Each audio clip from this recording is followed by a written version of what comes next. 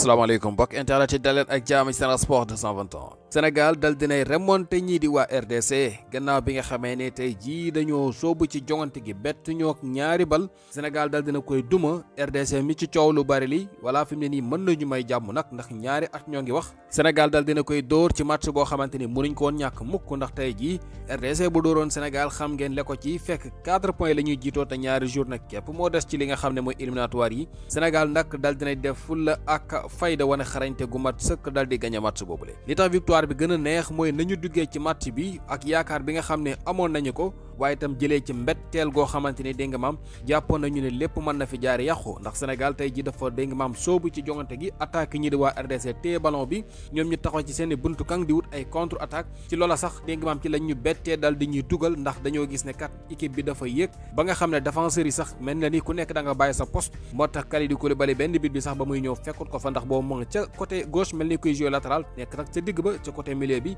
fa la ñu ko bàyyi mu daw topp ci kon mu mel ni maanaam ay contre attaque la ñu yaakaaroon ñoom waa RDC am na nag luñ ci jot a mos ndax match bi mu dawee quelques minutes rek mën nañu jàpp côté 26 minutes ci la ñu dugal seen bit bu njëkk ñu ne déeta waaye ñu dal di dolli beneen ci li nga xam ne mooy 33e minute maanaam li nga xam ne mooy ñaari bit yi fi ñu leen dugalee dañoo soreewul sax Sénégal dal di dugal li nga xam ne mooy bitam bu njëkk laataa ñuy dem ci li nga xam ne mooy mi-temps bi voilà waaye nag balaa ñëw ci loolu Cédric Bakambu moo dugal bit bi nga xam ne ñi di RDC dugal nañu ko ci li nga xam ne mooy 26e minute waaye 33e Yohan Wissa moo dugal voilà kon mu mel ni daanaka seen ñaari joueurs yi gën a xarañ ñoo dugal seeni bit ñoom waa RDC loolu lañ am ci match bi kat loolu lañ ci am voilà Sénégal nag mel ni dafa jël yëf yi ci loxoom voilà dal di dugal benn Pape Gueye la moo dugal ci 39e minute ci li nga xam ne mooy benn bal bu Elimane Ndiaye dóor mu dal ci poto bi voilà di tamwambalu ci bundukan yi moom Pape Gueye dal di ko fay fekk yeggali moom Elimane Ndiaye nag ci jamono boobu gisoon nañ ni muy def match bu baax a baax maanaam di jouer match bu rëy de téye ballon bi voilà di def ay dribble naka noonu it di nga li nga xamante ne mooy collectif bi mel ni gënoon a taxaw ci jamono boobu waaye nag jàppandiwul woon ngir ñu égaliser balaa ñuy dem ci li nga xam ne mooy mi-temps bi kon moo ngi noonu bi ñu dellu see nag Sénégal dal di dugal li nga xam ne mooy ñaareelu bi Nicolas Jackson moo ko dugal ci 53e minute voilà passe décisif bu Kalidou Koulibaly kon moo ngi noonu 2 matchs 2 passes décisives ndax bu ngeen bàyyi xel keroog moo tegaloon Pape Matar Sarr passe décisif bi tey ji encore mu tegal Nicolas Jackson voilà extérieur de pied fa jaar voilà mu ngi noonu loolu mooy deuxième bit bi muy li nga xam ne mooy 2 partout Jackson bi nga xam ne bi mu ñëwee ci sélection nationale ba léegi benn bit la amoon tey ji dugal na deuxième bitam boo xamante fa mu ko dugalee dëgg-dëgg soxla woon nañu ko ndax match la woon boo xamante ne daanaka Sénégal daa meloon ni final la doon jouer voilà média bi dal di ci xotti tànk tubéy bu baax a baax ndax xamoon nañ li leen di xaar RDC équipe bu mag la jamono bi yor joueur yu baax te it mu nekk équipe boo xam ne dafa gëj a dem ci li nga xam ne mooy coupe du monde te ren jii moo doon seen yaakaar kon ba tey jii ñu gis ne voilà mënoon nañu xeeñ li nga xam ne mooy suñu qualification bu ñu ñàkkoon match bi donte ne qualifié guñu ba tey mais victoire bi dafay tax ñu gën a jege qualification bi kon moo ngi noonu Nicolas Jackson moo dugal 53e minute ci passe bu jóge ci Kalidou Koulibaly 3e bit bi nag moom mu ngi dugg ci 86e minute kooku Pape Matar Sarr ko dugal voilà Pape Matar Sarr nag dama leen di fàttali tey ji titulairul bi muy dugg ci match bi sax sori na lool mën nañu jàpp ne booba daanaka ay 15 minutes mooy war a des ci match bi wala lu ko yées voilà mu dal di dugg ci match bi moom kooku di Pape Matar Sarr voilà moo ngi noonu mu dal di dugal bit boo xam ne moom Cheikh Tidiane Sabaly moo def passe décisive bi voilà Cheikh Tidiane Sabaly bi nga xam ne joueur FC Metz la nga xam ne gisoon nañ ko fi contre Angleterre mu dugg def lu mel nii lii mu fi defoon voilà kon mu mel ni Cheikh Tidiane Sabaly gën a gu am xarañte la tey ji nag place Sadio Mané la jël Sadio Mané la ñu remplacé bi match bi desee juróomi simili moom gone gi bi mu duggee daal ballon bi mu njëkk a jot xam nga moom daa mën a daw voilà ñu dal di koy jox bal bi rek mu daw génn dégg nga maam dal di def benn passe en retrait kii di Pape Matar Sarr dal di lakk kër gi Pape Matar Sarr bi nga xam ne temps yi moom itam dafa nekk ci forme bu jéggi dayo keroog dafa dugal match bi weesu ñetti fan ci ginnaaw tey ji encore mu dugalaat Pape Matar Sarr man jàpp naa ne jamono bi équipe bi moo ci gën a nekk en forme ndax gis ngeen match yu rëy yi muy def ak Tottenham comme nag équipe nationale bu Sénégal dañoo bëri joueur bu baax macha allah ci digg bi moo tax xëy na tey ji titulaireul voilà waaye keroog titulaireoon na te tey ji bi mu duggee li ko waroon def na ko kon moo ngi noonu lii mooy ñetti bal yi nga xam ne Sénégal dugal na ko voilà Pape Gueye moo dugal benn bi ki nga xam ne moom la ñuy wax Nicolas Jackson ak kii di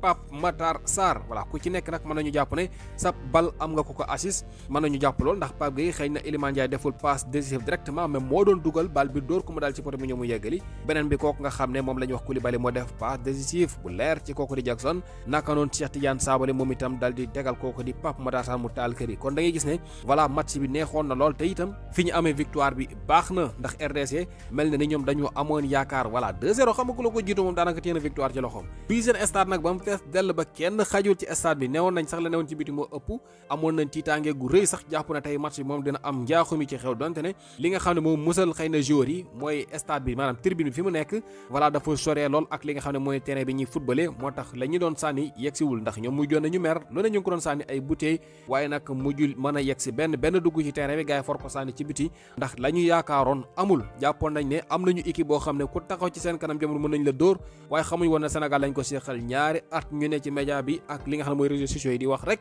voilà lu ne ñu wax ko waaye tey ji jàpp nañ ne laan nañu li nga xam ne mooy seen lesin maanaam jël nañu bind bu tooy tey moom jàng nañu bind boo xam ne dañu ko gaaw fàtte ñu waa RDC li ma gën a neex ci li nga xam ne mooy équipe nationale Sénégal mooy dafa bari jamono bi ay gone te gone yi nag ku dugg rek voilà gën a wane li nga xam ne mooy xarañteem waaye naka noonu it li nga xam ne mooy coach bi duñ ci mën a ñàkk wax ndax kat jàpp nañ ne tey jii bu ñu ko doon jox note man dama jàpp ne dama koy jox rek 10 sur 10 wala ma jox ko 9 sax 9 sur 10 ndax kat jàpp nañ ne xëy na jogante gi am na mu xawoon gël a góose ñu xaw a jël li nga xam ne mooy ñaari bit waaye côté boobu damay gis ne xëy na joueurs yi ñoo desee woon a respecté adversaire bi ndax ni ñu doon attaqué ci njëlbeen xëy na teguñ koon ci yoon défense bi dafa doon yéeg bu baax a baax mais gis naa ne deuxième mi-temps bi ñëwee Abdoulaye Seck ak Koulibaly ku ci nekk toujours yaa ngi respecté sa poste même équipe bi buy attaqué itam ñoom toujours même bu ñu ñëw ci milieu bi dañuy des ci digg bi kenn du dem ci côté yi te loolu mooy li ñu doon rey ci li nga xam ne mooy premier mi-temps bi waaye coach bi changement yi nga xam ne mu ngi koy def changement tactique bi ak changement joueur yi lépp da koo teg ci yoon gis ngeen ki nga xam ne mooy Sadio Mané bi mu génnee Iliman Ndiaye dañ ko yóbbu côté gauche Cheikh Tidiane Sabaly di jouer côté droite te gis ngeen kooku di Cheikh Tidiane Sabaly bi mu duggee li coach bi sant daanaka dafa dugg rek dal di koy def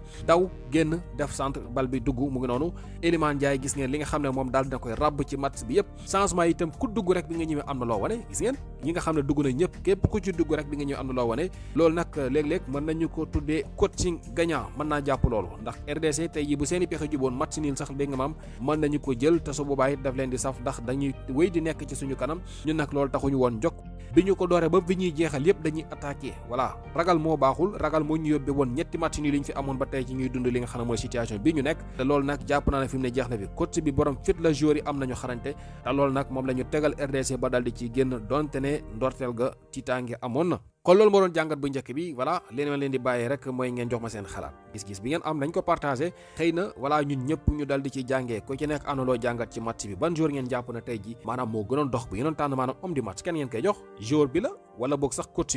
bi tam ban note ngeen koy jox ci li nga xam ne jot na ko def tey ji loolu yëpp maa ngi ciy xaar seen xalaat du ñàkk ñu ñëwaat ci xëy na ak beneen vidéo léegi nag ñu gis ne li nga xam ne mooy classement bi Sénégal voilà moo nekk ci bopp classement bi 18 points la am jamono bi fukki poñ ak juróom-ñett doona match nul tey ji qualifié nañu comme ni ko Tunisie ak ñooñu di waa Maroc defee mais des na ndax bu ñu xoolee ñaari match yi ñu dese Sénégal bu assuré day qualifié loolu moom leer na nañu assuré rek mu jeex bu ñu fi nekk di calcul naan bu ko Congo match nul bu ñu ko dóoree fii voilà bu ñu ko dóoree affaire am la waaye ñun nañu assuré ñaari match yu ñu desee benn bi Togo la beneen bi Mauritanie mu jeex léegi ñoo nekk ci kaw kon nu ma leen ko waxee 18 points muy fukki poñ ak juróom-ñett RDC moo topp suñu ginnaaw ñaari poñ la ñu ko jiitoo moom mu ngi ci 16 points ba tey ji mu ngi dundee yaakaar Soudan mu ngi ci ñetteelu place moom 12 points la dal di am voilà te Soudan googu nag jamono bi war na dajeek RDC te nag da koo defaraloon bu njëkk ñu jàpp ne xëy na bu ñu dajewaat ci match bu mujj bi du ñàkk mu wàcc fa ay poñ loola gars yi xëy na dina am solo ci ñun Togo Mauritanie ñi di waa Soudan ñoom mënatuñu qualifié maanaam buñ doon wax toog nañu la ñuy wax dañuy yeggale rek li nga xam ne